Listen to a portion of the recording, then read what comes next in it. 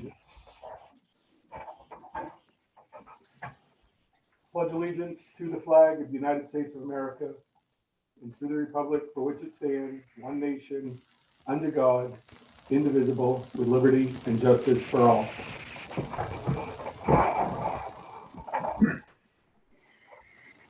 Thank you. Patty, would you call the roll, please? David Douglas. I am here. Marie Brilliant. Ruth Lyons. Here. Matt Nixon. Present. Roland Test. Here. I didn't hear from Marie Brilliant. Yeah, I texted a while ago, said she was having trouble getting information, so I don't know if we'll see her or not. Thank you, Patty.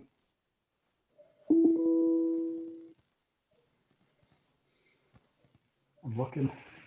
Town managers report. Hey, hello, everyone. Same reminders I had last week. Just remind everyone that due to COVID-19 precautions and the increase in waste disposal during the holidays, the residents should expect delays at the solid waste facility.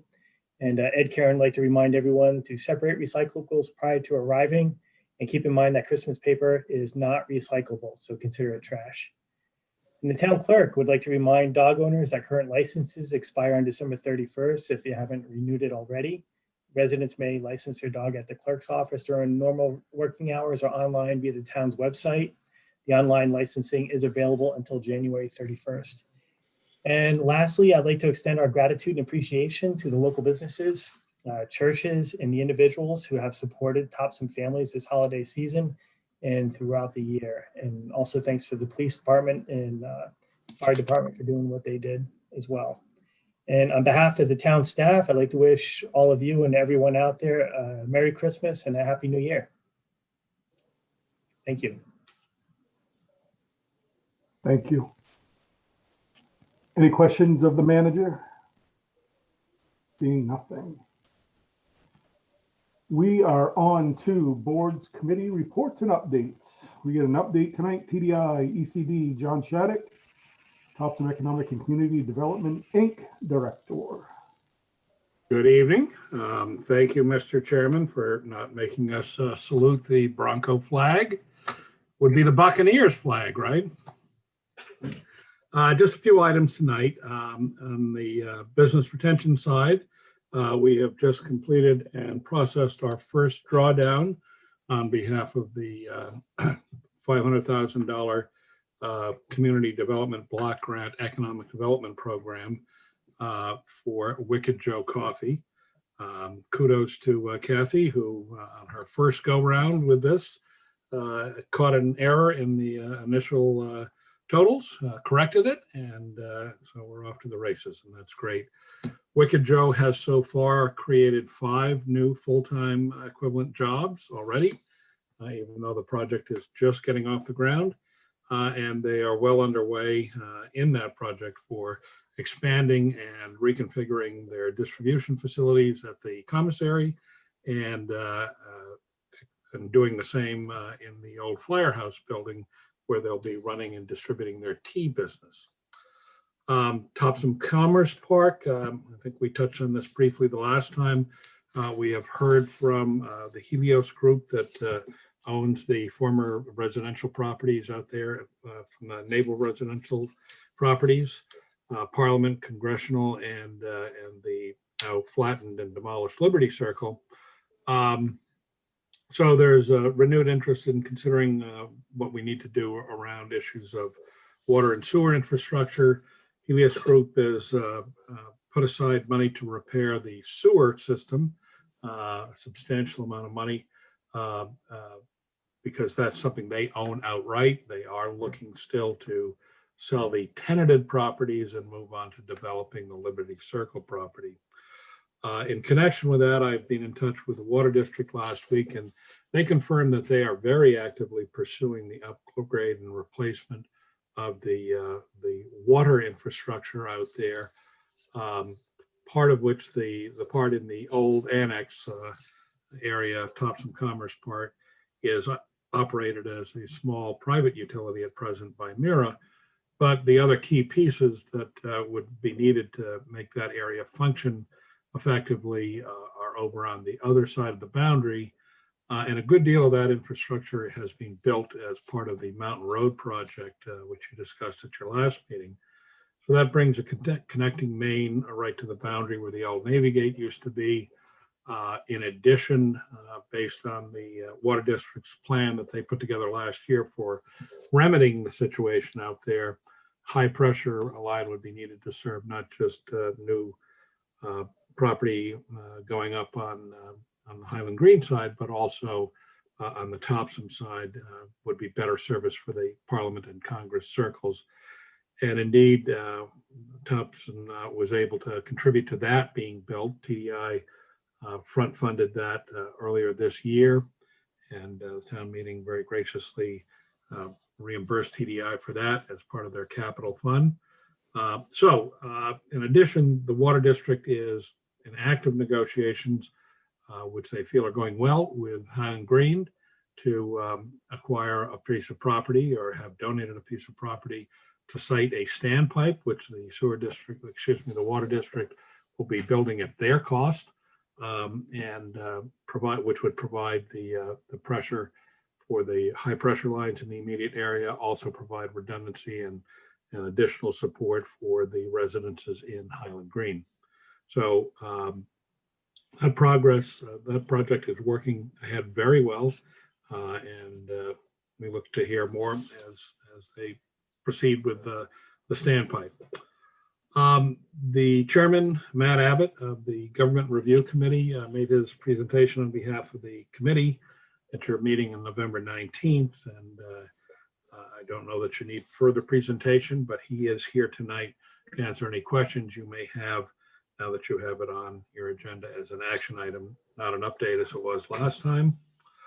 Also, Topsom Development is here on your agenda with responses to the questions raised at your November 5th meeting regarding TDI's input on impacts and possible solutions and advantages and drawbacks of having an interlocking membership between TDI and the planning board pursuant to TDI's bylaws, which has raised some concerns about perceived conflict of interest. And TDI Chairman Kurt Neufeld will be here to answer any questions you have in that regard and make a brief presentation. So that's it for me, unless you have any questions.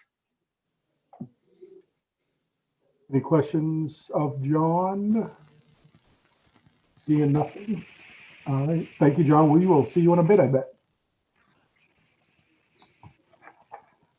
All right. We are on to the correspondence. If anyone received any letters and they would like to read them, we won't be taking phone calls tonight due to the storm. Everyone is safely at their home as town office was closed down today. But we're continuing on with our meeting. So if you do have questions, we're not taking phone calls. You can raise your hand here within Zoom, and we can elevate you, and you can do it that way. But we don't have the ability to take phone calls. Did anyone have any correspondence? No. So we'll just keep our eye out for the hand for a couple minutes. We'll move on to the consent calendar. We'll take each of them separately because they're different items. First one, approval of the minutes of the regular Selectmen meeting from December 3rd, 2020, as they were presented. So moved. Moved, and is there a second? I think I heard a second. So moved and seconded. All those in favor of that? Unanimous. And the second item we have is approval of the reappointment of Linda Dumont as Registrar of Voters for the town of Topsom for 2 years. This is per Title 21. The municipal officers of each municipality shall appoint a qualified registrar in writing by January 1st of each odd numbered year, term to expire January 2023. So I will make a motion to reappoint Linda Dumont as Topsom's Registrar of Voters. Do I Second. have a second? We got a motion and a second. All those in favor?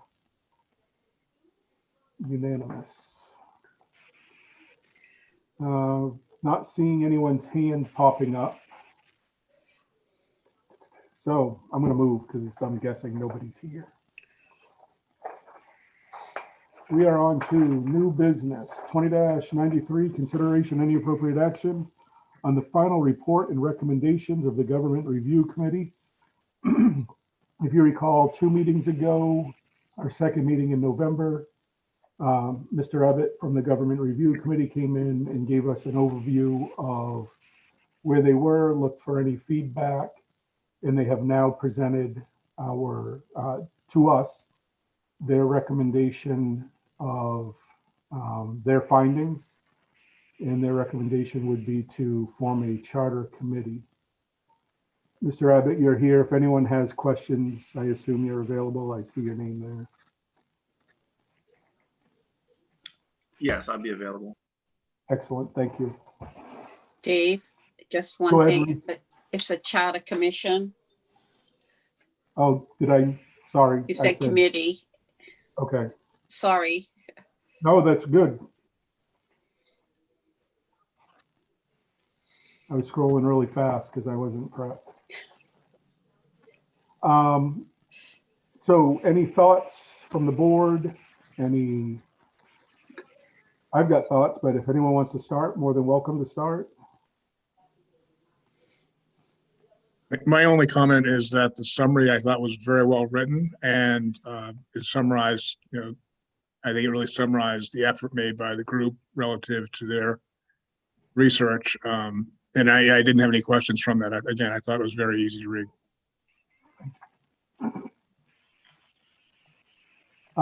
Actually, Matt Abbott. Before I make comments, I have a question. When you gave your update, someone from your committee, and I forget who, it might have been, anyway, someone from the committee had they were logged in, and if we were to establish this commission, would it be in your opinion that we have the ability to direct certain things that we're looking for, or does it become all-inclusive and everything's on the table? From my understanding is the commission would they'd be able to look at everything and anything, because once they do their research, do their evaluation, everything that they present and they decide is going to be voted on by the Topsom residents. So they wouldn't be making decisions in a bubble. They'd be contacting the citizens, doing additional research, doing briefings, those types of things. So I don't know. Maybe there's a legal answer. Maybe John could tell us. But I think that the commission would be anything and everything. Okay. Thank you, Matt. So that being said, I will say where I come in on this. And unless I can have my mind changed, I have said it for years. I said it again this election cycle. I am in favor of town meeting, Board of Selectmen, town manager form of government, town meeting mainly. There is nothing that I've seen in this report that changes my mind. It seems to be a lot of information from people from the past, same ideas and same thoughts of a attempt to change the last time we did this, which was rejected. So I have an interest in seeing a charter for certain guidelines for the board, for certain expectations. But if we were to come forward with a commission, I will never, ever vote to move it to a vote of the people to go away from town meeting. So either I will vote to end it here tonight, or my vote in the future is if it comes forward to go to a different form of government, I will vote against that. So that's my take on it. I have not seen anything that grabbed my attention that says we are in serious deficit to performing our job. Even with 100 people at town meeting, and I can point to many instances in local communities, it is far better than 5 or 7 people having all of the say and not having to listen to the public. I think when we go to town meeting, my experience on the many different members I've been with on this board, everyone keeps it in their mind that they must justify to the people anything from budgets to ordinances. And that allows for many different opinions to be given and considered when things move forward. If we go to a council form of government, that doesn't happen any longer. It's the five of us or whoever five or whatever number it is. That's it.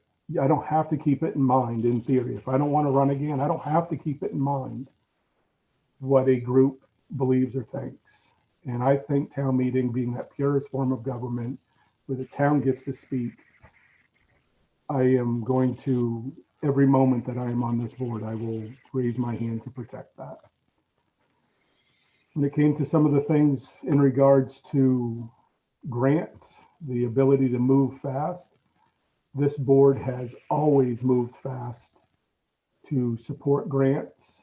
If we need to, because of the time, we have the ability to call a special board meeting and get it approved. I have not seen now in starting my 10th year, one time that we as a board were unable to move on a grant. So that's in the recall position. I'm going to let Matt, he'll probably tackle that, but I agree with, once he's done talking, I agree. I'm hoping, as long as he didn't change his mind. So that's where I'm at with this.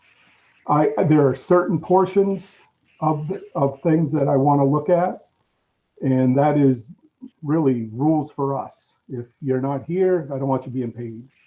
I don't want to receive pay if I don't show up. But I don't have any interest in losing town meeting. So I'll be done now for a second. Go ahead, Ruth. First of all, I want to say I really learned a lot from each person that was on that committee, and they did an excellent job. They were very committed. They researched really well.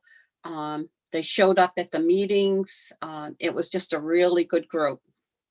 Having said that, and I expressed this many times over on the committee, that I believe in people being able to speak. The purest form of democracy is town meeting. A lot of people have an issue with, how do you get more people there? How do you get people out? How do you do this? How do you do that? Well, people come if they want to come. I think what really solidified it for me was the results we had from the town meeting this year with COVID, and the people that came out in their cars and spoke. And a couple of things got changed because they spoke. To me, we should never cut off people from speaking. When you go to a council, and I have worked in a town with council, I have seen councils, very few people show up unless it's a school issue or whatever. And 5 or 9 people make the decision for all the people of the community. So I think we need to maybe look at some policies. I think our board does a great job, and I'm sure other boards will do it in the future. And I think one concern is, if you got a bad board, what do you do about it? And I think that was a concern of the committee. And that could be, but I think the chair has an obligation to call the rest of the board together, and we really speak with that person or whatever. But I can't support a council. If we had a charter commission and we don't give them any guidelines, the only thing is to be able to do charter maybe for ordinances. That was brought up, and I don't totally disagree with that. But I agree with you, Dave. I looked at the period of time when you need to move a grant, or when this board has acted very responsibly and very timely on that. And I think that's only one issue. There isn't enough issues for us to bring this, but I am very considerate of the committee that did this. But I spoke out very clearly that I was only in favor of a town meeting. Thank you, Ruth. Matt, you want to? So I had actually sent an email to the committee chairs shortly after our last meeting because I had some follow-up thoughts and I just wanted to get them out. It was fairly long and windy, like myself, so I'm not going to read the entire thing word for word, but I think along the same lines as what Dave sort of initially began with in terms of I don't know how to describe it, but it would be more like personnel issues within select board. Those are mainly my concerns with the way things are run. And I'm going to read sort of what I just said, just so everyone knows, what so everyone's on the same page here. My biggest concern was really about recall. I'm all about this under normal circumstances. Over the past several years, though, I've read numerous news articles and I've seen a number of situations play out publicly where recalls have mainly been used to gum up the works or operationalize personal vendettas in small towns. The biggest example I can think of right off the top of my head is Waterville. Not a huge fan of the mayor or what he said, but it still wasn't technically illegal. And from at least what I witnessed happen up there, it ripped the community apart. It's a 3-year term, select board, it's not the Senate. We clearly, though, with that said, have some attendance and participation issues. It's actually one of the biggest reasons I ran for office after one particular town meeting in the old high school. So my thoughts, again, are more in line with consequences for missing meetings, changes that would probably require a charter commission to enact, possibly, I'm not really sure. Progressive discipline, that sort of thing. I just think that in a place the size of Topsom, recalls provide very little value, and I understand that's wickedly self-serving statement. But just given some of the more hot button issues we have coming up in town, I can really envision a recall process being used as more of a policy cudgel or as a way for a small group of people to have a very outsized impact on the operation of a town, which is precisely what we're trying to get around with some of the solutions that have been offered. Given the state of current discourse, I would strongly urge any additional discussion on this to talk about a code of ethics, or the chair to begin talking about a code of ethics possibly. But I'm still not convinced the recall process is appropriate. That's not to say I can't be convinced. It's just a collective expression of my experiences. That wasn't really paraphrased. Sorry about that, Dave. I'm gonna try and paraphrase the next one here. So grants, I used to be an agency cog. I've said that many times for a long time. And there was one specific example where I had to get sign off from, $820,000 plus salaried bureaucrats. It took an incredibly long amount of time. And the thing I was trying to get sign off on was a $25 rain gauge. So you can think about the amount of money sort of churning through the system there while I'm sitting there trying to purchase a rain gauge. The biggest issue was that it had, if we purchased a rain gauge for the reason I wanted to purchase it for, it would have implied we had a belief in climate change. And at the time, that wasn't a really important thing with the state. Regardless of your position on climate change, as a taxpayer, that should really disturb you. That's a lot of money being spent in time.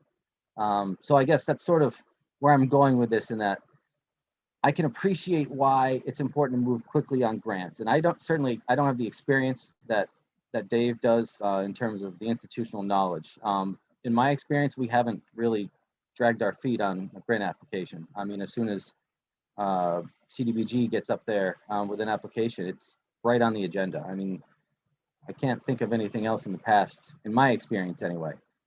I also feel strongly that because there are frequently strings attached to grants, lots of organizations offer grants. It's not just a government entity. Sometimes it's a foundation. A lot of times it's a foundation. These organizations have strings. And I, as an elected official, I would want to see what those strings are before the town agrees to accept a large amount of money. I think, Ruth, you brought up the pure democracy thing. I was a history major undergrad, and I think going to council, I had done some number crunching. It was about 1,600 souls I would represent, and that could mean I could actually query my ward prior to votes and everything. That would be pretty neat. And as a history major, that's about as close to true Athenian democracy as you're going to get in 2020. And I love that. But as a public policy administration major from USM, I just don't think that's possible in today's social media run public discourse. It's a recipe for disaster, unless something changes. I hope it changes. So with all that said, this is a great piece of work, and it was amazing to read through and sort of get some of the history on all of this, the things that have sort of transpired in the past regarding the Charter Commission. I think given some of Dave's concerns, my concerns there,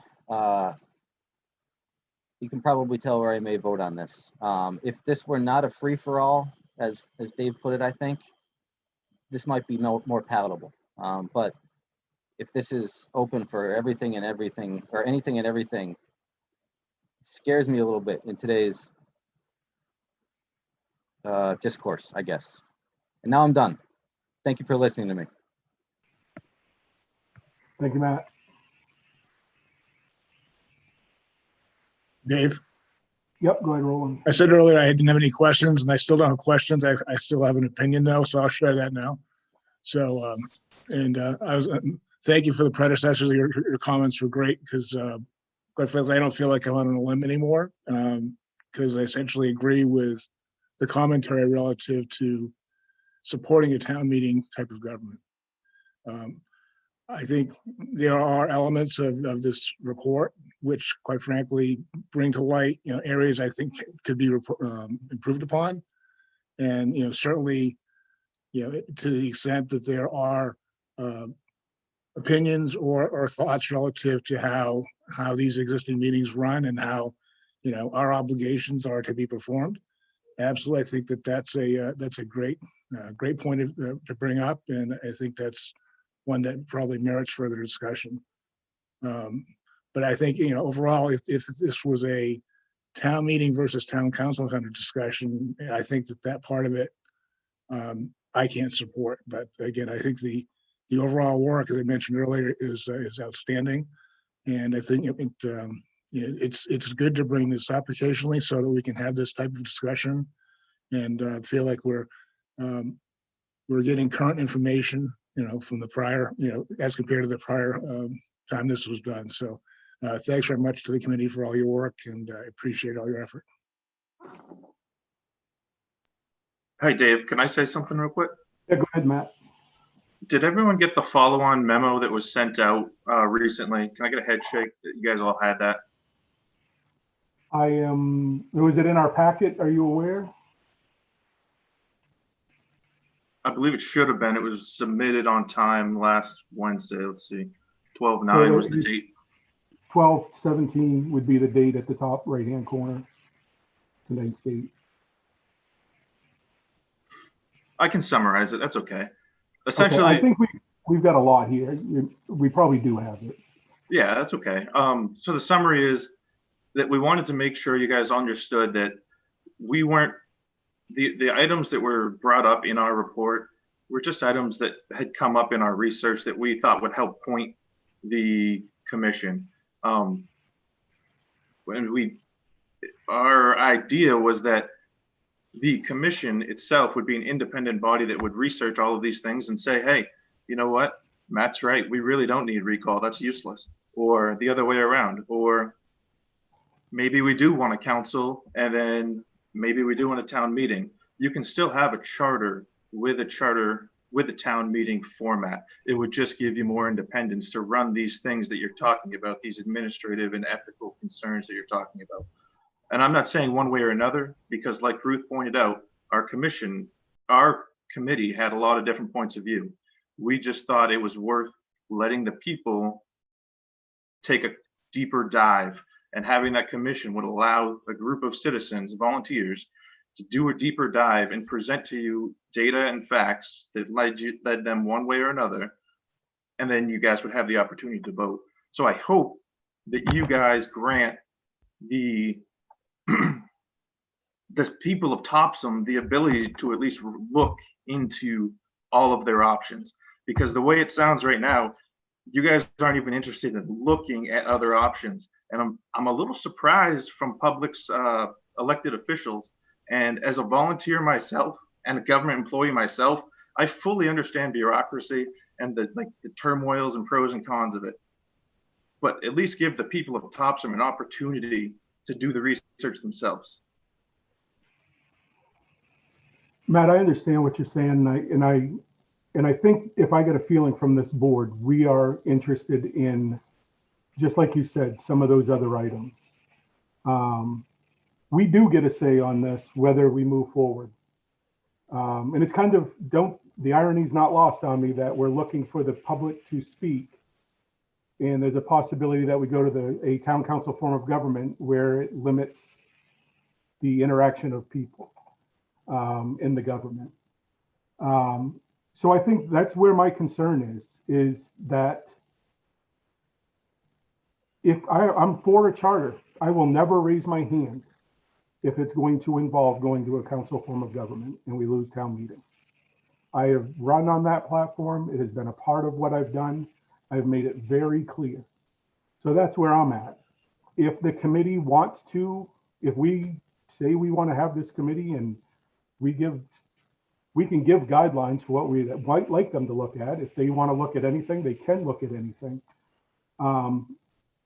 But I can tell you, my hand won't go up to move it any further forward, if it involves some of those things. So, and I think that's why I was asking, can we put guideline, the rails on the research? And maybe we need to ask that question.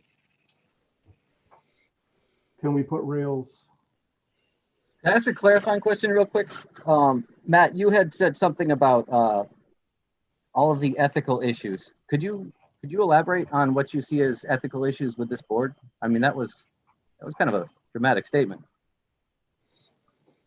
No, I'm not saying that there are ethical issues. You had brought up yourself about a code of ethics, if you remember. I don't know if that was too long ago for you, but you guys have brought up how you want to run this and how you want to run this policy. And it is extremely disturbing that you won't even give the people of Topsom an opportunity to present it. You guys have the right to vote down the Charter Commission's recommendations when they bring them to you. There are several more steps before it becomes a thing. You have to have the Charter Commission do the research. They have to present it to you. You get to tell them, no way, Jose, that's terrible. And if you say, yeah, that's good, then it goes to the people of Topsom to vote for it. There are several steps. It's not like tomorrow there's going to be a council.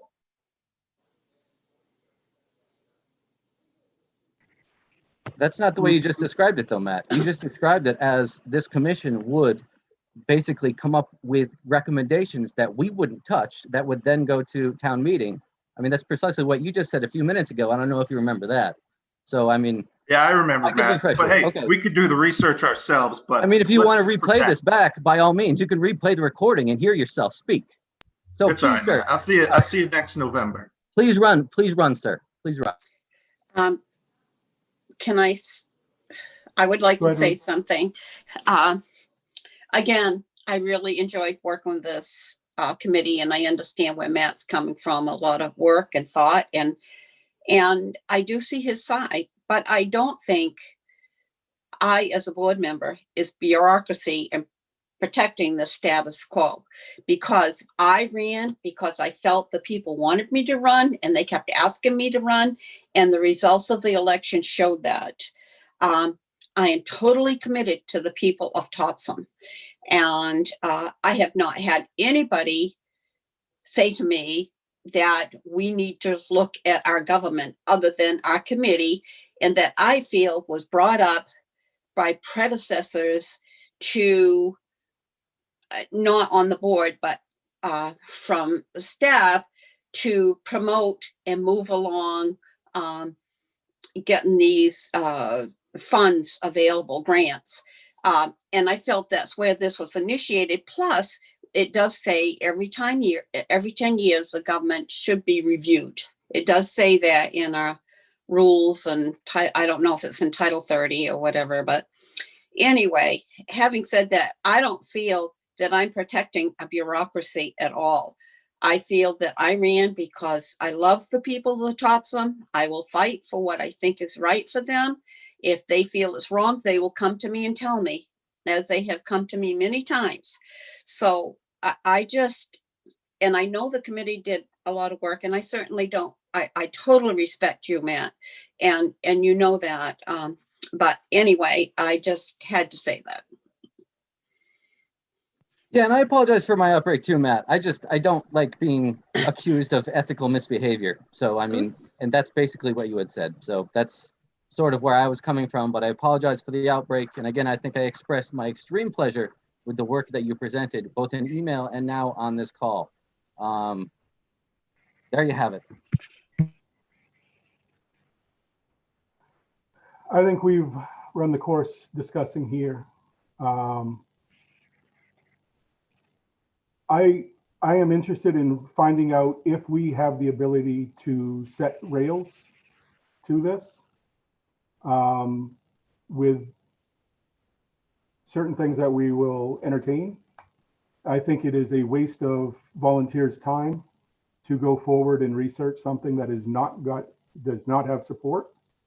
I want to give them something that they can actually work on if we're going to do this. So that's we can table this. We can actually I'll make a motion if that's what the group's interested in. Do we have the ability to set rails, lack of better words, guardrails for the committee, certain things that we are interested in that we could see ourselves supporting. If we're not, then I have not been presented with anything that says to me that this is a undertaking that needs to happen.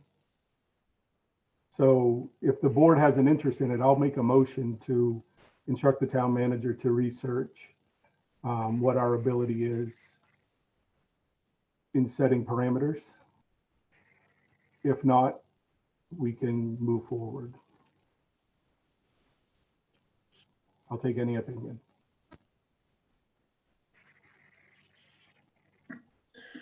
Yeah, I agree. I think it would be helpful to understand what the potential scope of this would be and just make sure it's clear to everyone, if it commences, this is really where the areas of focus should be based on this report. And, that, there's a good understanding of that up front, so there aren't any, let's just say, misunderstandings down the road in terms of what we thought was going to happen and as opposed to what, maybe an update reveals down the road. All right. So I will make a motion instructing the town manager to seek opinion on the Board of Selectmen's ability to provide parameters into appointing a charter commission and to report back to this board for a final decision. Do I have a second? We got a motion and a second. Patty, do you want me to do this or you want to do it? I'll be happy to do it. All right, go for it. Okay, you've heard the motion. For or against David Douglas, For. Marie Brilliant, Ruth Lyons, For. Matt Nixon, Or Roland Tubbs. For. Okay, unanimously of those present, yes. Thank you, Patty. We are on to item 20-94, consideration any appropriate action on the memorandum and recommendations of the Thompson Development Inc. Board of Directors regarding possible bylaw revisions. If you recall, we're probably about 2 months ago now, maybe a little longer, we had asked the TDI board to take a look at their, I don't want to use their rules and regs, sorry, my computer's not scrolling as fast as it should. Their bylaws, sorry, to look at their bylaws about membership from the planning board on TDI. We received a memo regarding this from a recent meeting from TDI. And Kurt, did you want to come on and speak anything to that? Anything more than where the memo is, or? Hi, folks. Yep, I'd be happy to just speak briefly. I think it's relatively cut and dry, as stated in the memo, that we had a meeting with our bylaws and strategic committee and then with the full board about the idea and the benefits of why is there a planning board member on the board? Why was it included in our bylaws? To which nobody had a direct answer. It seemed like most likely it was an effort to keep planning board informed about projects that TDI may be discussing and vice versa. And that sounds like a good idea when talking about economic development.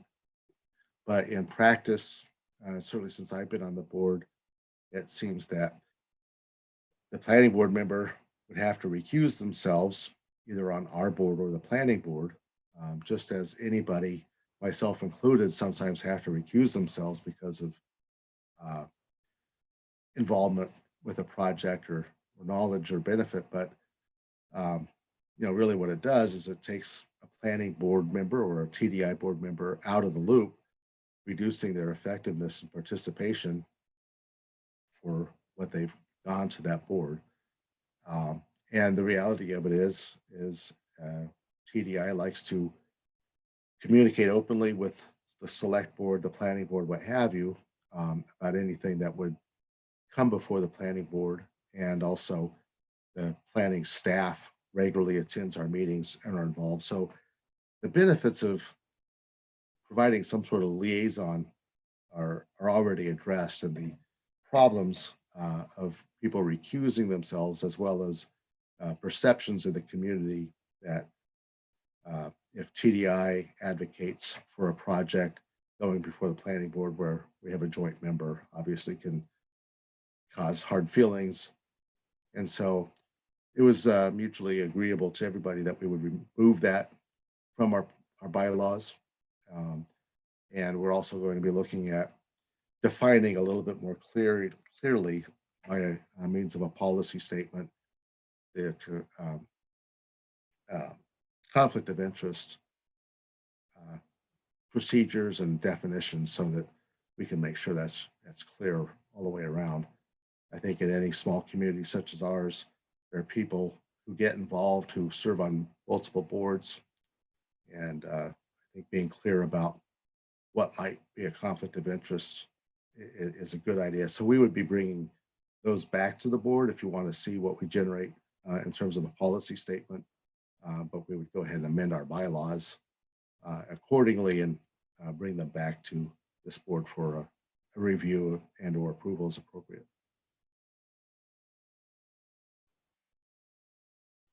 You're muted. Sorry about that. I didn't realize mute.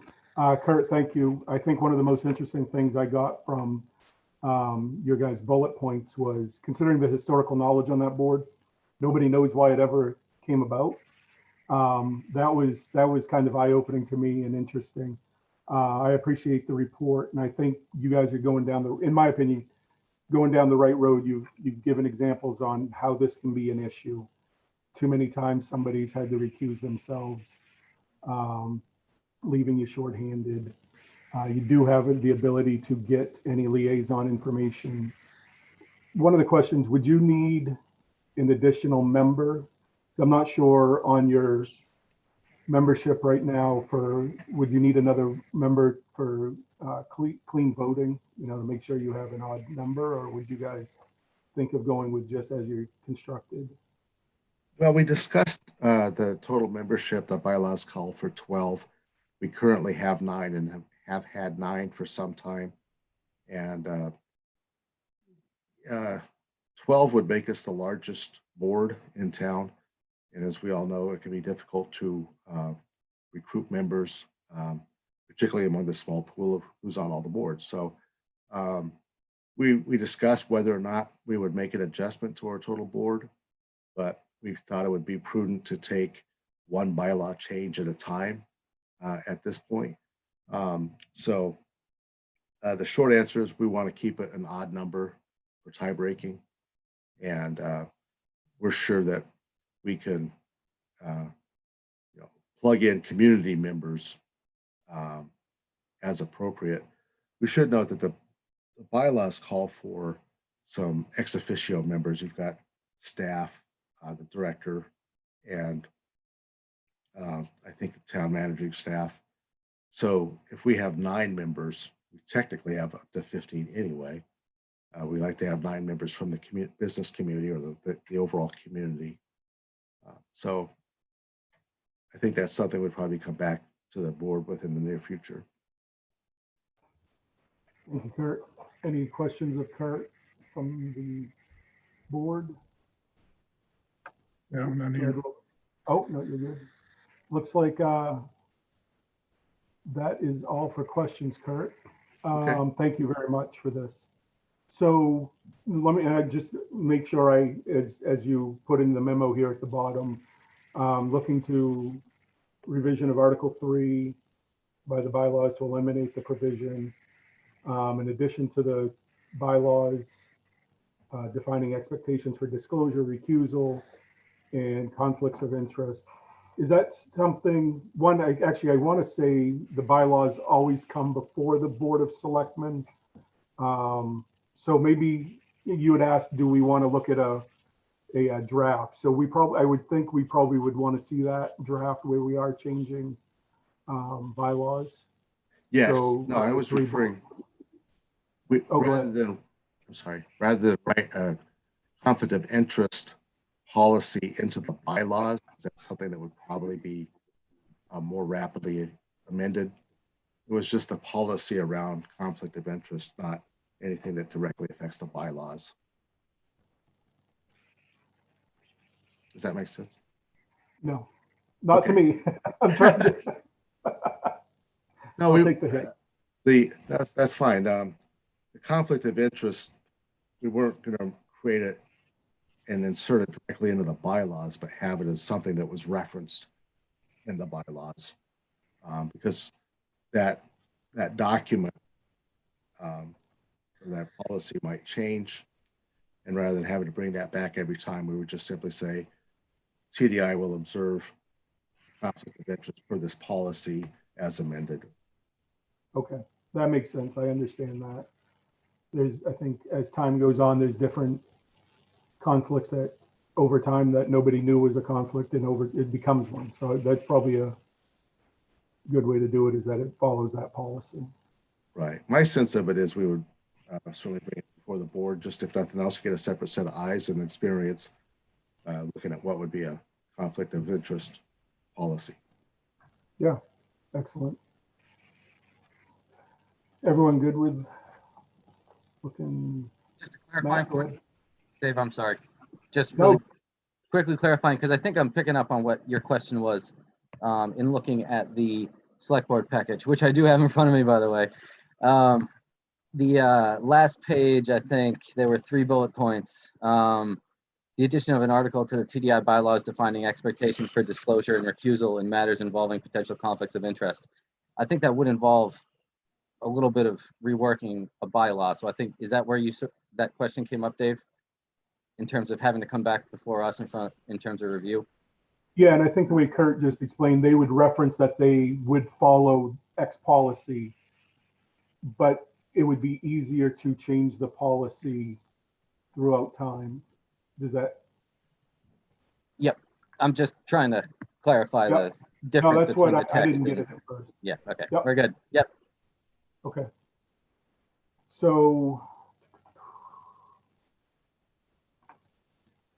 Kurt, would you guys probably do this and come back with the change and then we just approve the bylaws? Is that kind of where we believe it would be? But I believe you're on the right page. Yes, exactly. Okay. All right. So, not hearing anything, and it looks like the group is in favor of exactly what you put here at the end. Once you guys do up the bylaws, bring them back to us, and I think we'll be good to go. Okay, will do. We appreciate it. So Thanks. we'll table that, and we'll Happy see you in holidays. the new year. Yes, you too, Kurt. Take care. All right, take care. So this takes us to executive session 20-95, consideration any appropriate action to enter into executive session pursuant to 1 MRSA subsection 4056C to discuss acquisition of real property or economic development. So I'm looking for a motion to go into executive session, which would log us out of here, and then we go in under a different link. So moved. Second. Moved and seconded. All those in favor?